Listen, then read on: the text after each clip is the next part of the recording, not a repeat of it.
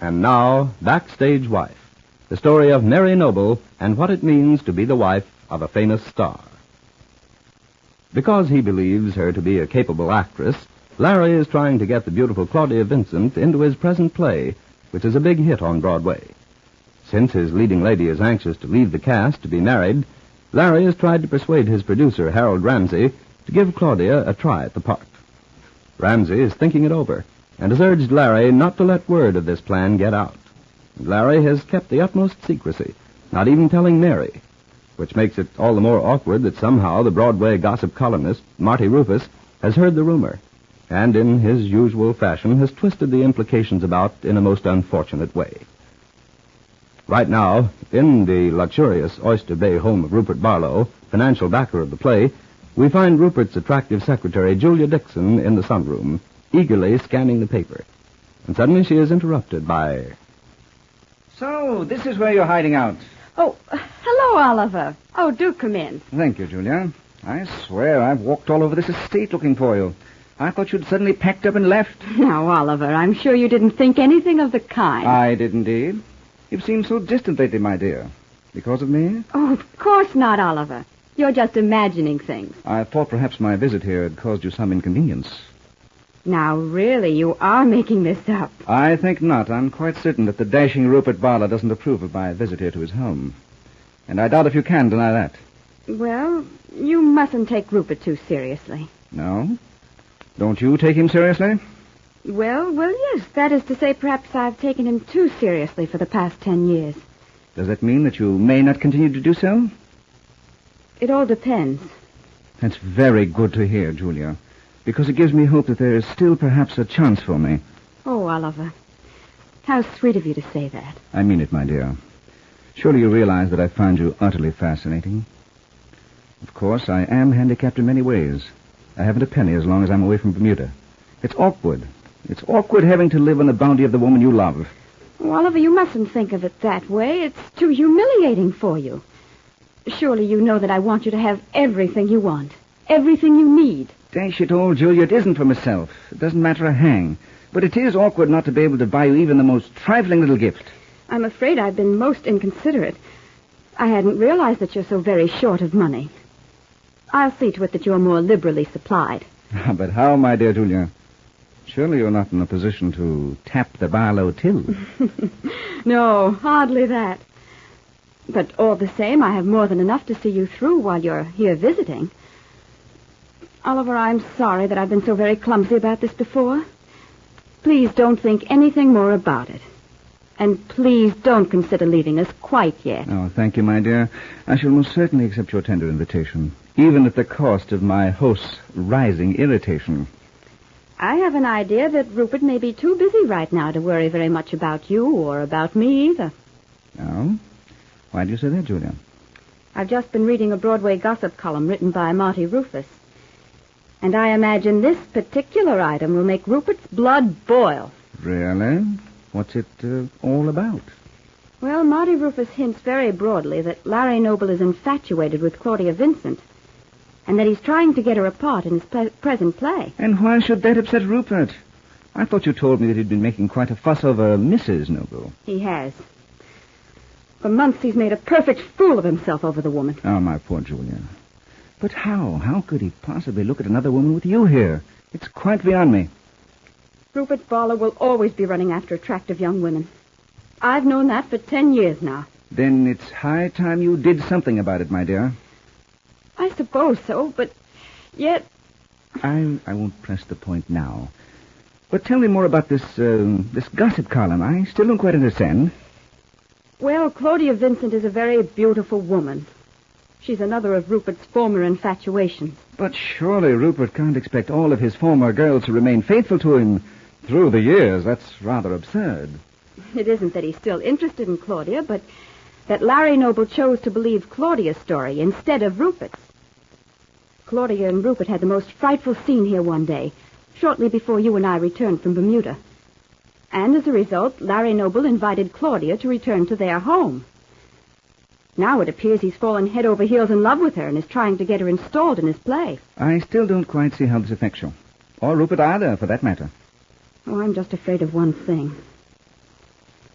And that is that Rupert may use this opportunity to persuade Mary to become, well, more interested in him. I see.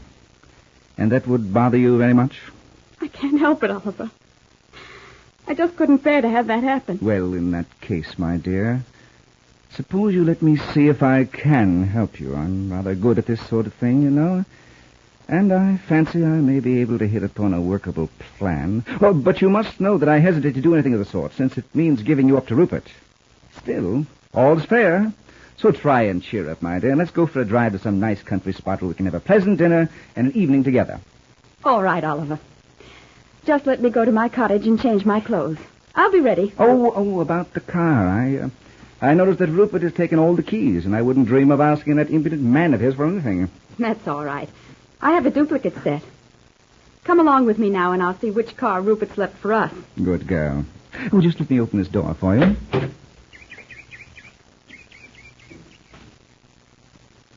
And as Oliver Wilson takes Julia Dixon's arm, he is watched by Victor, Rupert Barlow's man, who shares his employer's distrust of this handsome young fellow who appears to be so attentive to Julia. Meantime, in nearby Rosehaven, Rupert Barlow drives his handsome black convertible up to Mary Noble's door, and as he brings the car to a stop, we hear... Well, my dear, much as I hate to return you, here we are. Thank you, Rupert. It was a perfectly lovely day. I enjoyed it so much. And you were sweet to put up with me in my present mood. Mary. I had hoped that we might continue through the evening together.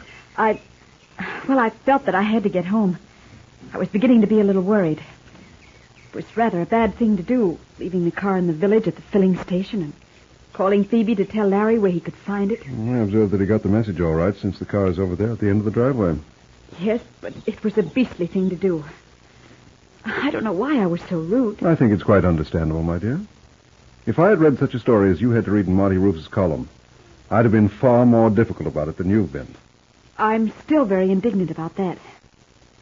But at the same time, I shouldn't behave the way I did. Well, Mary, what do you propose to do about this romantic attachment between your husband and Claudia Vincent? I don't know, Rupert. Except that I mean to be very aloof and dignified about the whole thing. It's up to Larry to make some declaration. Oh, I see. That's rather hard on you, isn't it, Mary? There isn't anything else I can do, Rupert. It's too awful to consider. I can't really believe Larry would do such a thing to me. Mary, you underestimate Claudia Vincent's cleverness. There's the whole answer.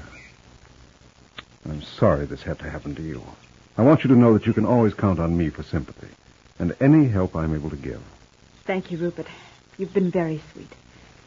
But I simply must go in now. Will you come in for a while? No, I believe not, Mary. My presence would only be adding fuel to the fire. I'll call you soon. And meantime, remember what I said. Count on me for anything you want, my dear. Thanks again, Rupert. I'll remember that. Bye.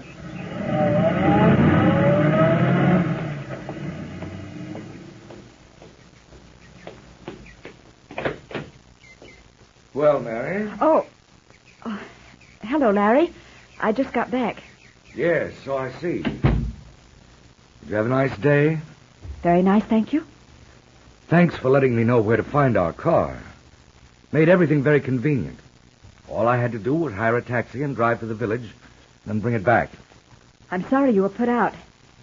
But I just happened to meet Rupert in the village, and he asked me to go driving to Montauk. I see. In that case, it's quite understandable. And now you mention it, don't you think it's rather remarkable the way you always just happen to meet Rupert Barlow whenever there's anything that occurs to bother you? It is rather amazing, as a matter of fact. And you have no idea how it helps. Oh, I'm sure it does. If you don't mind, Larry, I'll go out to the kitchen and see Phoebe and tell her that I'm back. It's nearly dinner time. Oh, please don't worry about me, Mary. Or Claudia. We're both on our way to New York. We'll either eat on the way or have supper after the play. I see. In that case, I'll just tell Phoebe I'm back. As Mary walks silently toward the kitchen, Larry makes a move to call her back, then reconsiders and says nothing. For he remembers the way Mary and Rupert Barlow sat out in the car and talked after they arrived, and his jealous anger is fanned to a white-hot flame. Be sure to be listening tomorrow to Backstage Wife, the story of Mary Noble and her husband Larry Noble, famous Broadway star.